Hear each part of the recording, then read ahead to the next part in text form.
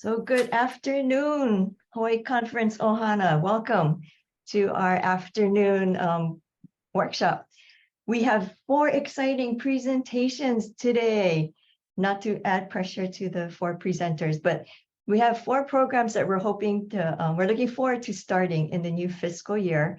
And we wanted to share some of that information with you so you can take it back to your congregations and get them all excited and give more OCWM and stuff like that. So we have 4 presenters joining us today. David Popham, our conference minister, our associate conference minister, Jonathan Roach, the associate pastor over at UCC Judd, Heather Barfield, and our one and only media consultant guru, Kristen Young.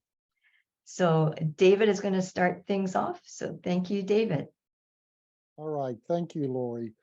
So I'm here to introduce this thing called Minister Development Initiative.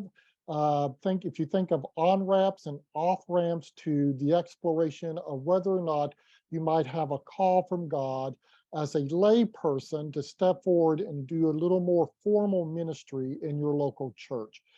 This is born out of conversations on the council. Last November, the Conference Council affirmed that Lori and I should pull together a design that would be intentional and purposeful about identifying and bringing into relationship with the appropriate committee on ministry those persons exploring a possible call by God into ministry in general, pastoral ministry in particular, small church ministry to even go very particular around that. So in January and again in March, Lori and David met with an ad hoc advisory group that was composed of the chairs of the missional teams of the conference council and the chairs of the committees on ministry of the association. So that's about 10 people total that were part of these conversations. This proposal that I'm presenting is born out of that conversation, although that conversation was broader and actually brought together some other possible models as well. However, the charge from the council was around that intentional and purposeful piece about identifying and bringing into relationship with the appropriate committee on ministry persons exploring a possible call by God. So hence this proposal born out of that conversation. Before moving forward with the proposal, I think it might be good for us to take a look back and ask the question, how has God called people into ministry within the United Church of Christ? And a number of years ago now, probably close to 15 years ago, the Lilly Foundation had released a study of mainline denominations that talked about where ministers came from within the mainline, where they first perceived their call from God. And so I went looking for it. Of course, I can't find it now, but it's there somewhere, or you can say, we don't trust you, David. We'll never believe that, but it's out there somewhere. Pre-World War II, right? So church before World War II, church before, while this country was still an agrarian rural nation. The call in the ministry was a pastor working with a member of the church. That was very easy. And this is still viable within us. It's not the primary way people are called nowadays, but this was the primary way pre-World War II. It was a pastor working with an individual within the church. Post-World War II, up until about 2005, 2010, and I'll get to what that means here. It was outdoor ministries, people who perceived calls into ministry, and the mainline denomination said we first felt that call in outdoor ministries and camps and retreat settings. So what happened between 2005 and 2010, and even up to today? We saw the great domino effects of conferences within the United Church of Christ closing their camps because their camps were no longer economical viable.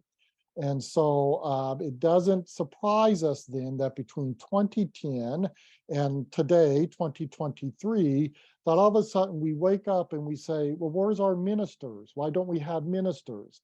That's because the route of receiving the call or working with the call to begin with ceased to exist.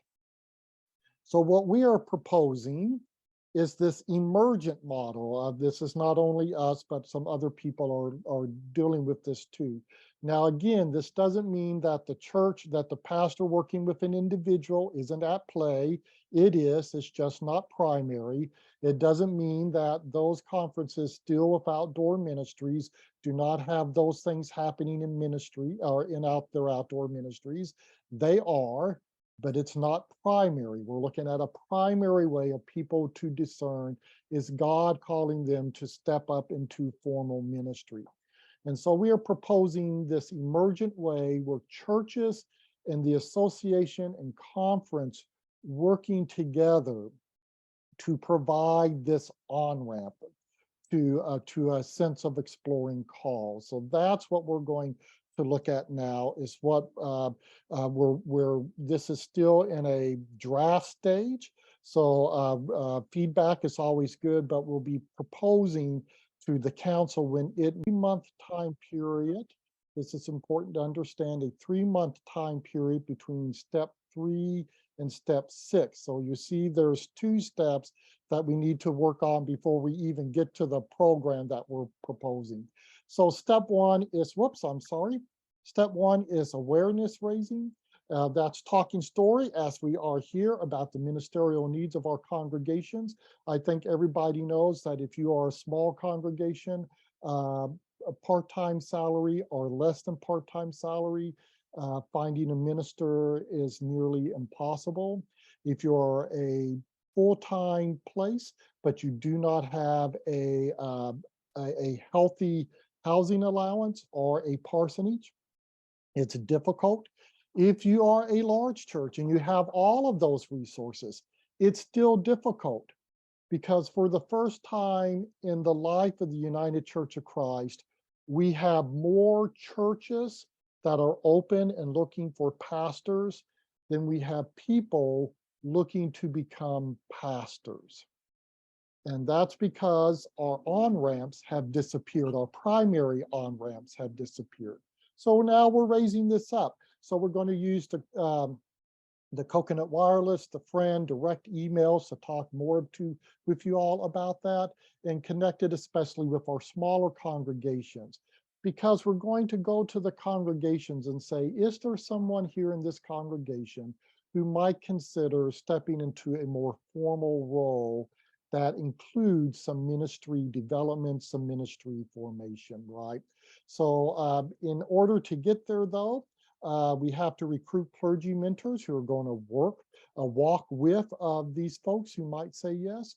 We're going to engage with your churches to raise up names and to claim prayer partnership with the person from their church. The church is involved in this from the beginning to the end. And then, of course, potential cohort members have to agree to become intentional cohort members. This cohort would be the group that has this 3-month experience together. So moving into step 3, 4, and 5, and 6 are all about this cohort experience.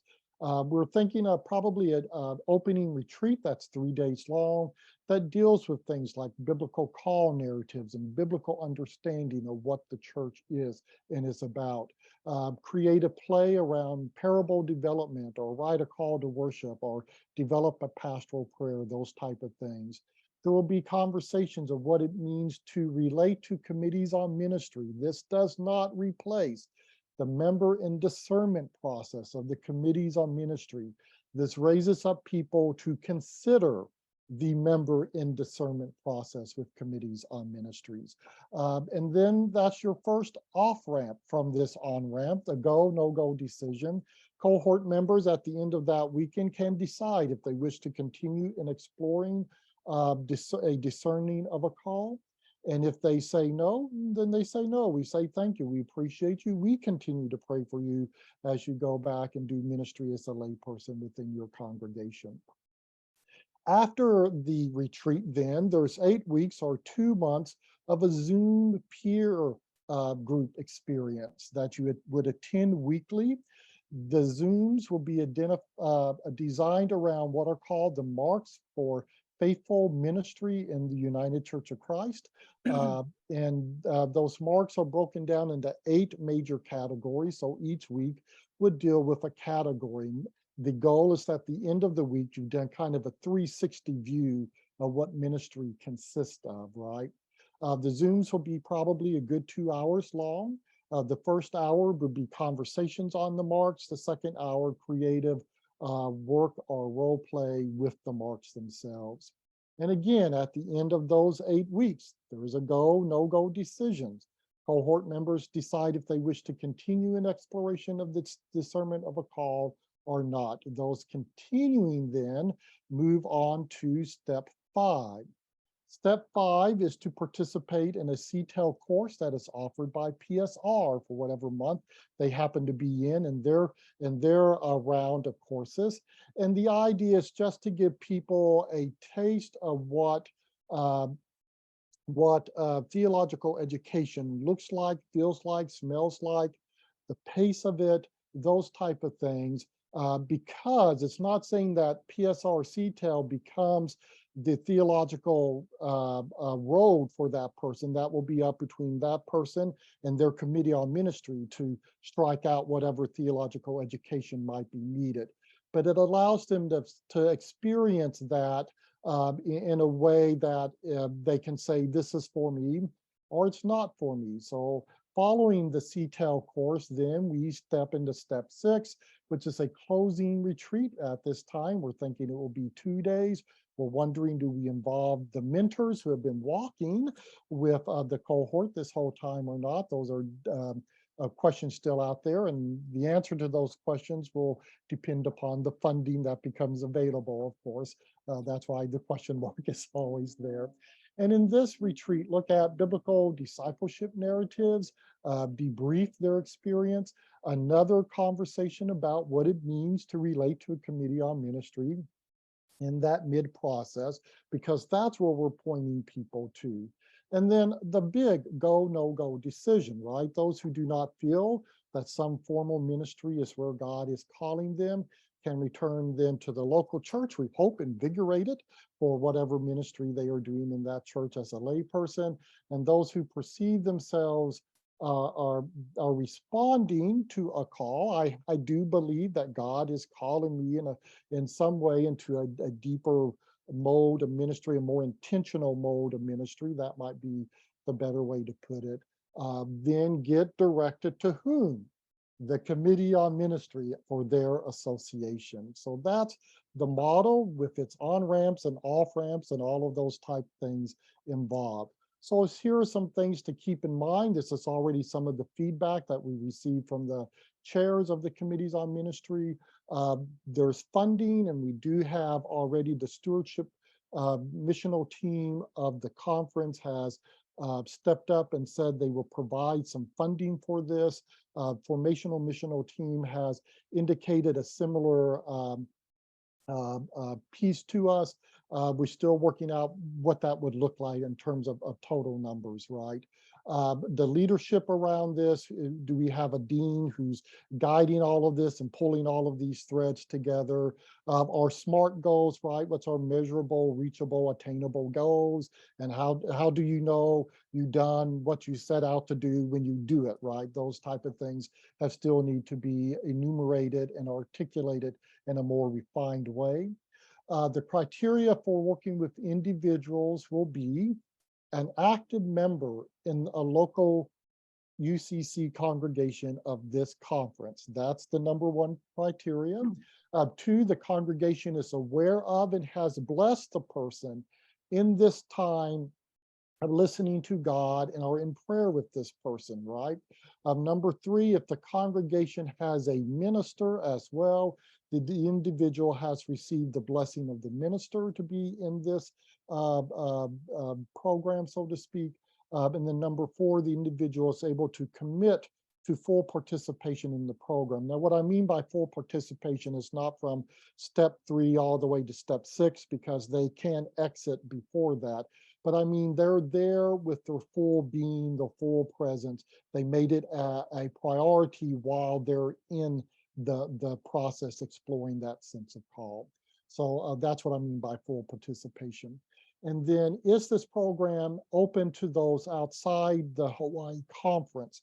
The caveat, right, is that this is a program designed specifically for those within the Hawaii conference and specifically for our Hawaii conference churches.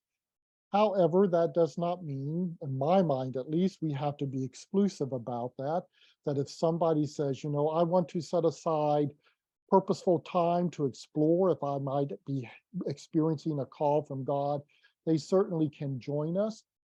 However, also in my mind, because they would be from outside of the Hawaii conference, then they would need to cover whatever their cost of that experience would be. But otherwise, then meet the other 3 criteria, right? The church has blessed it, a minister, if there is a minister involved, has blessed it, and they're able to fully commit themselves to being a part of the experience. So that's kind of it. Other suggestions about addressing the needs of our local churches, as I said, have been made, and there are other models that particularly the COM chairs are talking about. This proposal does not exclude other suggestions from being undertaken by local churches or associations or local committees on ministry. Understand that it does not preclude those at all. This is just in response to the original task set before Lori and I by the Conference Council last November. So that, whoops, I did that too quickly. That's what I get for jumping the gun.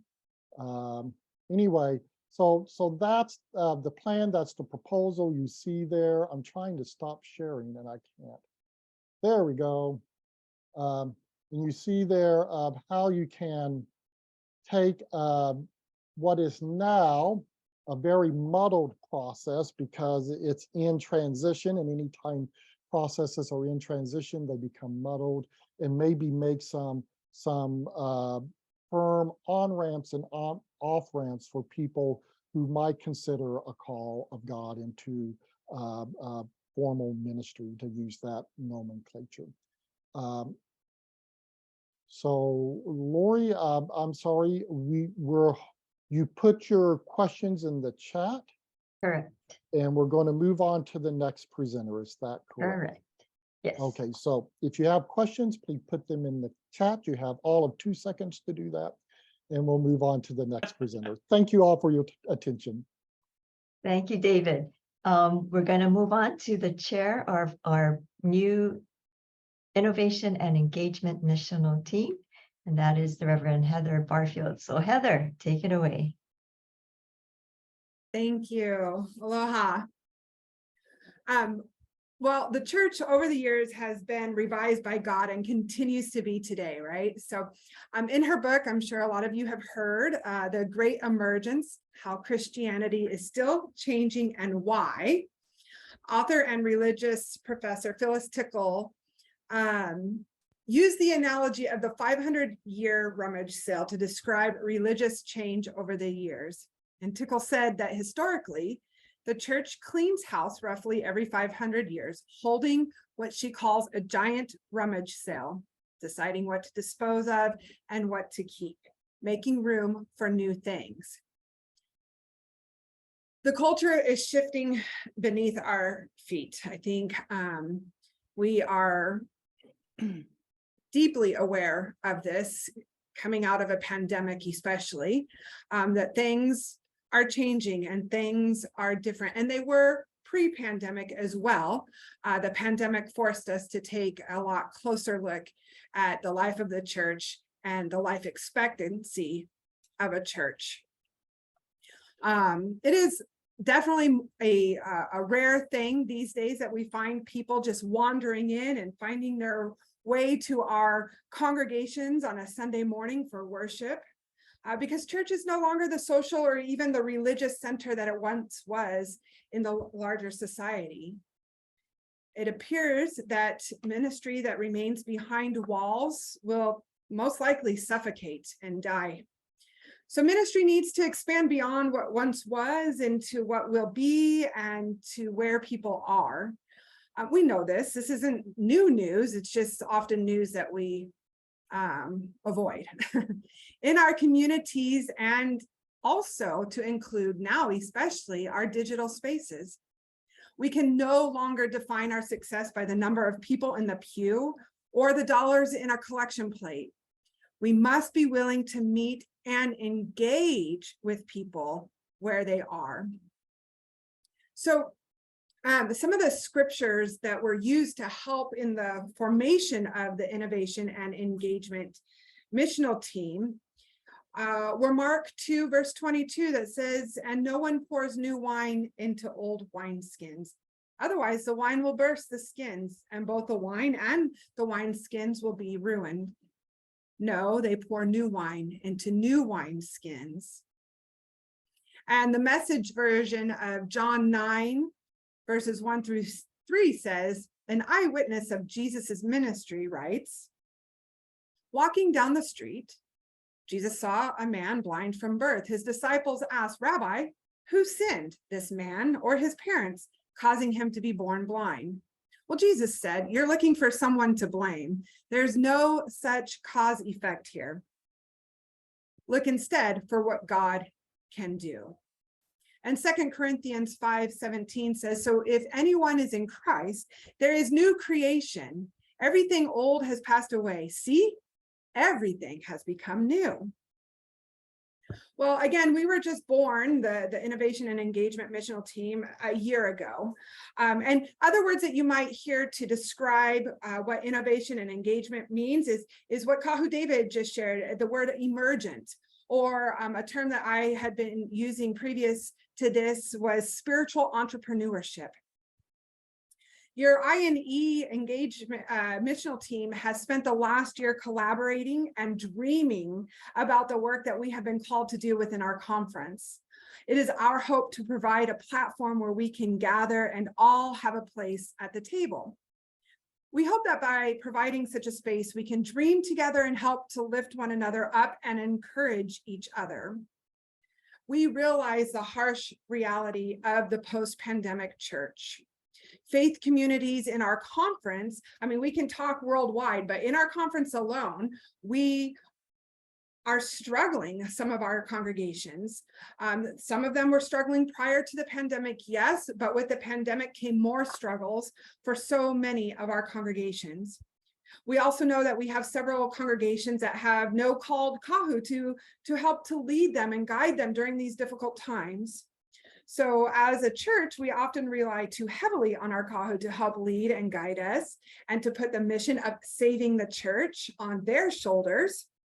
But the reality is that we are all, whether we are clergy or lay individuals, we are all responsible for the future of the church.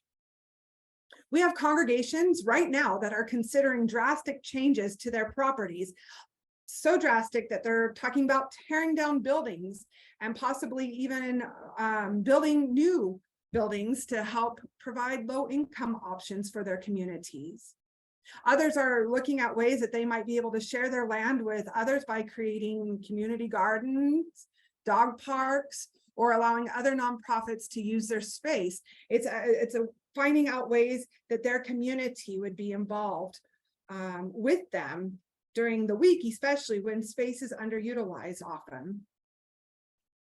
So with this understanding, the innovation and engagement team, with the help of a few of our friends from the formation missional team, have created a new opportunity that we hope to launch later this year called Daring Faith Conversations.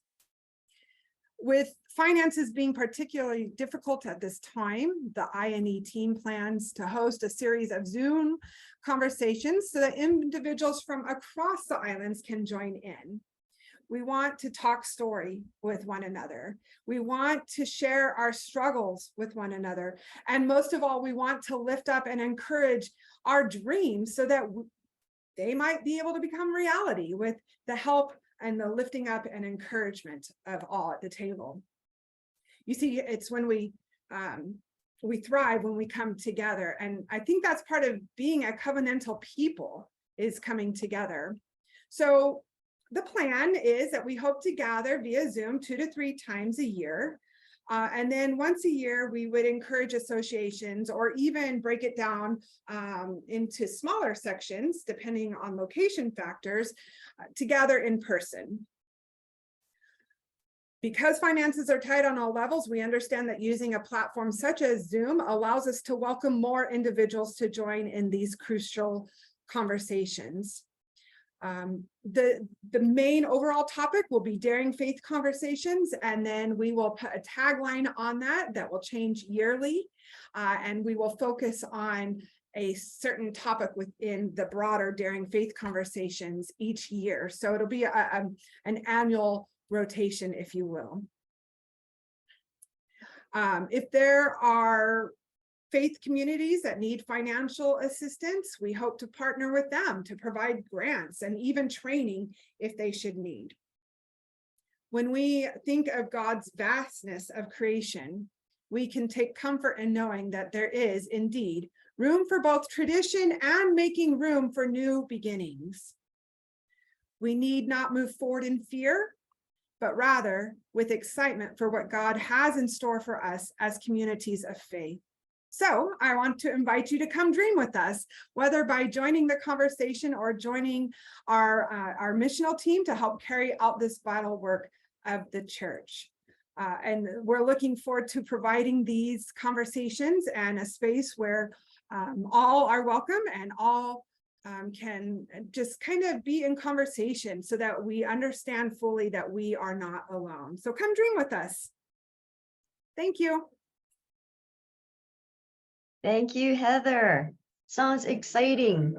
Yay. Okay, so everybody get in contact with Heather.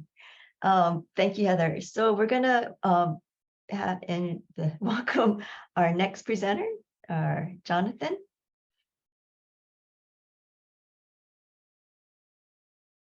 Aloha, everyone. This presentation is offering a prize. So get out your piece of paper. There are 11 pictures in this presentation, and 10 of those pictures directly relate to a conference congregation.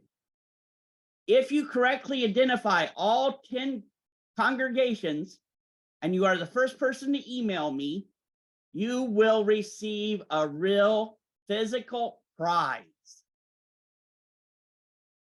There's the first picture. And we are building this on Numbers 11 and the stories of Eldad and Medad. So the current problem we're trying to address with a more robust search and call program is that in December of 2022, we learned that there were more than 300 United Church of Christ congregations searching for new pastors. Pre-COVID in 2018, this was averaging around 100 to 115 at any one time. And while this number has more than tripled, the amount of available kahu who are looking for a new call, who are able to move, who are interested, is dropping. So, as David mentioned, we have problems with our feeder programs. We have problems with educational opportunities. We have less geographical flexibility among our clergy. We are facing the same issues as many professions face in Hawaii. You know how many doctors, lawyers, and other professionals are always moving? We have searches that are lasting 36 to 48 months. This is not uncommon. And we have very few trained interim pastors available. Now, that was December. This month, as of last week, when I went to check, there were 277 congregations searching. So the number has gone down, but very slightly. We have more congregations using a rotational supply because they cannot get an interim, or they cannot afford an interim, or they cannot find a settled pastor. And we have a very fast turnover of candidates, requiring search committees to move quickly, which is very difficult. So it's not uncommon for a great pastoral candidate to come on the market and 4 to 6 weeks later have a call before some search committees can even get around to discussing their profile. Now, per the National UCC bylaws, search and call processes are handled by the conference. So this is something that we, your conference staff, need to address. And search and call is a very complex, complicated process. Now, if you know candidates, I strongly urge you to refer them to the conference. We'll follow up with them, and not to local congregations who have openings. When candidates contact congregations, redirect them to the conference. We'll give them the tools, we'll give them the processes, and we'll get them connected in a good, solid ways that protects our congregations and helps our kahus. So this draft plan was developed starting at a conference called AM21, Authorized Ministry, 21st Century, in December of 2022, where we listened to a couple different workshops on best practices of search and call and what other conferences are trying. Then we took our brainstorming ideas to our conference ministry team in January, to our conference council in April, and currently we are conducting focus groups with leaders from our congregations who are in search and call, the actual congregations who would be and are using these processes. Now, we can't do everything in this plan, so we're asking those focus groups, what would you use the most effectively? What helps and empowers you? Now, we've looked at our initial support for our search committees. We are looking at hosting monthly Zoom gatherings for search committee chairs, a community of practice for search committee chairs, you might say, for mutual support and insights from peers. We are looking at offering a diversity inventory to congregations in the search process to help search committees understand their congregations better. We're working to prepare search committees for long search processes, providing editing support for congregational profiles, suggesting marketing languages, images, not to hide who you really are, but to help show who you really are. Okay, how you doing with the pictures? We're also working on recruitment. We are reading every pastoral profile that is being made available to the Hawaii Conference, and we're contacting candidates via email to establish our openness and availability. We're talking about sending out one-page description of each open congregation to each candidate and asking them, is this a congregation you would like to learn more about? We're offering a suggested reading list and Zoom opportunities to talk stories about ministry and explore ministry opportunities in our beloved islands. We're looking at providing informational Zooms with soon to be approved mids on opportunities in our conferences and advertising these through seminaries. Okay. And just because I always get the question, this is the current reading list that I'm suggesting to clergy who are making their profile open to our conference, but who have not lived here before. And it changes from time to time, and it changes based on who the candidate is. Now, this congregation, if you can't guess from this picture which one it is, you're really not paying attention.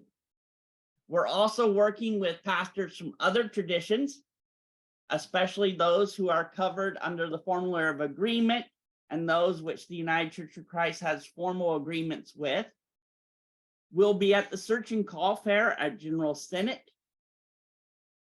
We talk with Kahoos about privilege of call, dual standing, and we provide access to background checks and reviewing references for clergy from other denominations who want to serve a congregation here in our conference. During the interview stage, we are looking at developing a list of local clergy who are willing to conduct mock interviews with your search committee. Try your interviews out before you do it for real. Giving search committees more robust training on understanding pastoral profiles, questioning, conducting reference checks, providing resources for the search committee and local congregations on what to do if clergy from other traditions approach them. Explain to them what's privilege of call, what's dual standing. We're also looking at more robust support for congregations without a Kahu, supporting our local comms in each of our 5 associations to provide regularly updated and revised pulpit supply list, networking lay people into the TEL program and other educational programs. David already presented on the Minister Development Initiative and developing best practices for resourcing congregations who are using pulpit supply for worship, preaching, pastoral care. And then once we have people who have accepted a new call, helping them and the congregation live into this relationship, and retention becomes key.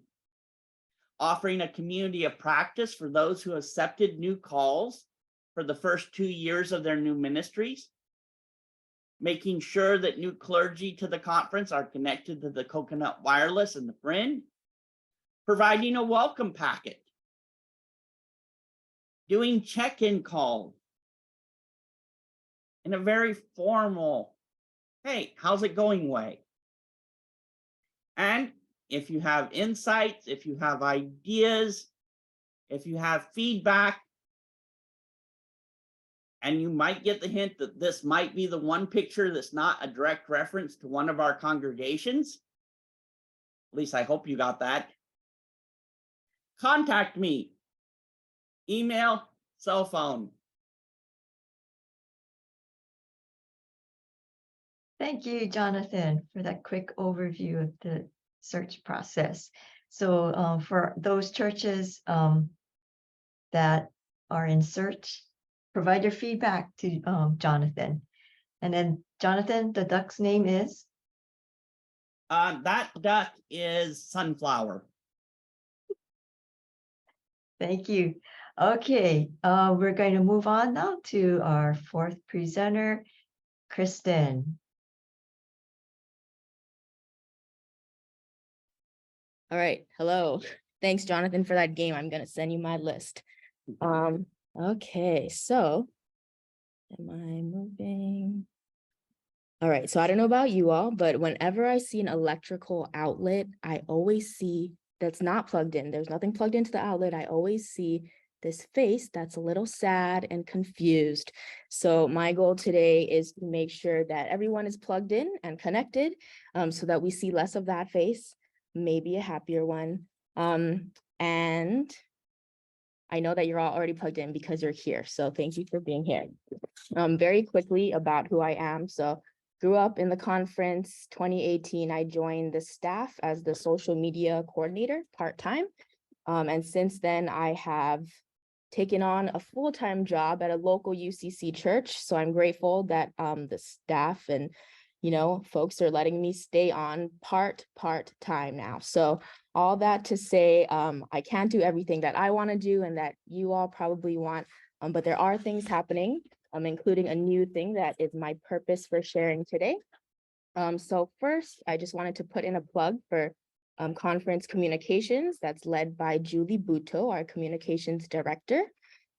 So the first thing you all probably know, the Coconut Wireless. So this is our e-newsletter with the latest news and resources that comes out every Wednesday. And it really is, I would say, the #1 source for communication. So if you're getting the Coconut Wireless, you're pretty much getting everything.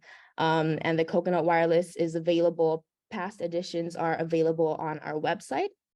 And just a reminder that, since we are UCC, we are covenantal, and that also goes for our communication. So we put it out. Hopefully you're able to get what you need. And we also love when you share with us about what is happening in your church. So if you ever have news, you can send it to Coconut Wireless at hcucc.org. On our website, we have some general guidelines about, when to get it in, what kind of content we include. The next thing is The Friend. So this is a short magazine that's published about 5 times a year. It's currently 12 pages front to back, free for readers. If you do subscribe, there's a hard copy mailed out. And then it's also available online. There's lots of past editions to check out. And of course, they're included in the Coconut Wireless. And then social media. So we do have presence online. You can check out our Facebook or Instagram. We do have a Twitter. I haven't been able to post as much as I would like, but we do have an online presence. We have a YouTube as well. So like these recordings from past workshops are all on our YouTube channel. And you can find lots of resources there. And then, of course, our website, which has pretty much everything you need. Any communications that get put out are often linked on our website. Lots to explore. Okay. And then, so this is the new thing that we are trying out. So text notifications. So we are starting, we're going to do an experiment and see if this new mode of communication will be helpful or fill in any gaps. We know that, we hear about lack of communication, so we want to close any of those gaps and make it even easier for people to know what's happening with the conference. So this is going to be a text service called Easy Texting that we're using. It might be something that you might even want to incorporate at your own church, so you can listen for that even if you don't want to sign up for the conference notifications. This is really just an additional way to receive conference communications that will really amplify our existing communications that I just shared about. So if you don't sign up for this, you won't be missing out on any, exclusive news, really. It'll just be another way to get communications. And if there are, reminders, like I'll send out a sample one tomorrow morning before worship. So if you sign up today, you can get that and see how it works. Currently, just for information, we are using the smallest plan, which is just $20 a month, and that allows for up to 500 contacts. So now I would like to invite you all, if you have a phone that can text, if you can take out your phone. I'm watching some people and I don't see their phone, so I'm just waiting. So if you do have a phone, please feel free to take it out, and then you can either scan the QR code on your screen with your camera. So open your camera, scan the QR code, it'll generate a text message for you, super easy. Or you can open a new text message and text join to the number on your screen, 808-374-8709. And in a moment, I will also be putting a link in the chat for you to, just click on it on whatever device you're on currently, and you can sign up that way. So there are these 3 different ways to sign up. And then tomorrow, if you've signed up, hopefully you'll see what the message is. Okay, so you can also save the number in your phone as Hawaii Conference HCUCC, and the messages, any messages that come out will come through there. We definitely are not trying to inundate you with things, so we won't be setting out a ton of things. Yeah, so this is just another way you don't have to reply to the messages. No one else will see your phone number. Yeah, so it's kind of a one-way communications. You can reply if you want, but you might not get a reply back. Yeah, so all of these slides and the info that's here will make it available so that it's more compact, and you are invited to share with your churches about the ways how they can get connected and plugged in as well. So I think that is it for me. Oh. And then if there's ever any media questions or like updates to the website, feel free to email me, and also sharing about what your church is doing. We love to get photos. Yeah, I think that's it. All right. Thank you, Kristen. Okay, so we're all gonna wait for your text tomorrow morning. Can you send mine really early so that I'm on time? Okay. Thank you, Kristen. David, you had one more thing you wanted to share? Yes, will somebody be sharing a screen about this? As a part to help reach out to you and communicate better. It's not necessarily communicating anything different. It's the same information that we would have in the Coconut Wireless or in the Friend. We're just finding different routes to communicate that out.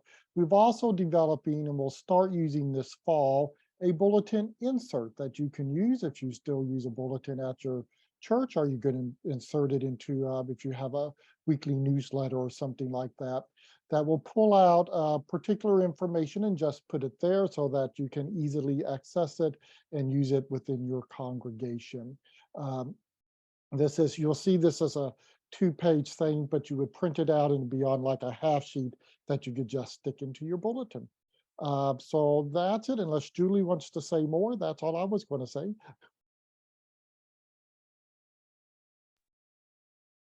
Hey, thank you. We have a few more minutes left, so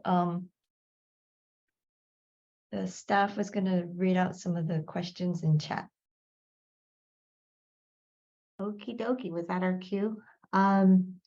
Looks like the questions are regarding David's presentation, the Minister Development Initiative. First question was, well, what will be their standing, licensed or ordained? There none. This program simply asks the question, do you feel a call from God? So you're a layperson discerning if there's a call from God into some sort of formal ministry. Your committee on ministry will work with you as a member in discernment about how that call might be played out and what title or what type of authorized ministry standing will be associated with your call. But this program doesn't deal with any of that. This is all before you enter that type of situation. Second question, is a member in discernment able to step into this ministry? Into this program, I hadn't thought in those terms because I've always assumed somebody who's a member in discernment has already dealt with the question of, am I discerning a call, and have answered that question positively, and then they work with their committee on ministry. But if the committee on ministry says you might want to have this experience, then of course we would welcome them. But I think the committee on ministry will need to be a part of that decision making. Okay, we have one last question. So if a person goes through the steps of this Minister Development Initiative, will this person be eligible for lay minister standing if the church decided to acquire his or her services in the absence of their called minister? I don't know. That will be up to the local church ministry on ministry. Again, this program is simply to ask that question or simply to allow people to be intentional about asking the question, am I discerning a call from God?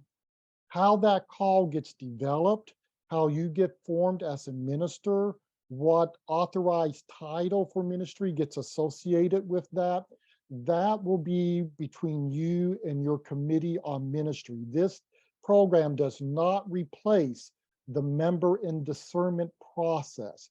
This is precondition, not a precondition, but this is pre-member in discernment only, and it will not, we will walk with you to the committee on ministry, and then we will hand you over to the committee on ministry. And beyond that, our walking with you will be in other ways.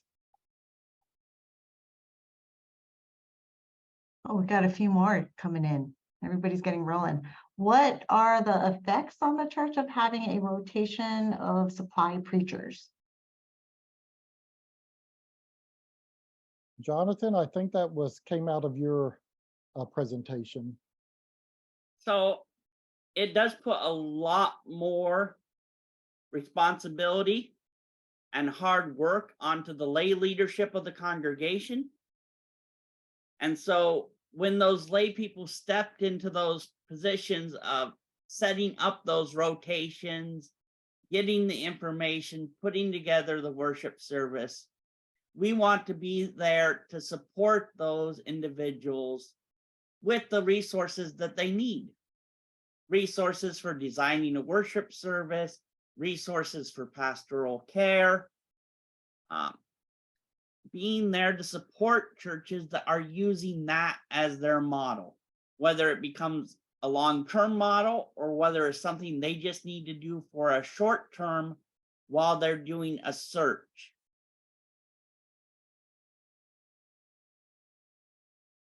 Another question. How might the Minister Development Initiative and search and call efforts ensure that our important new Micronesian Marshallese churches be intentionally integrated?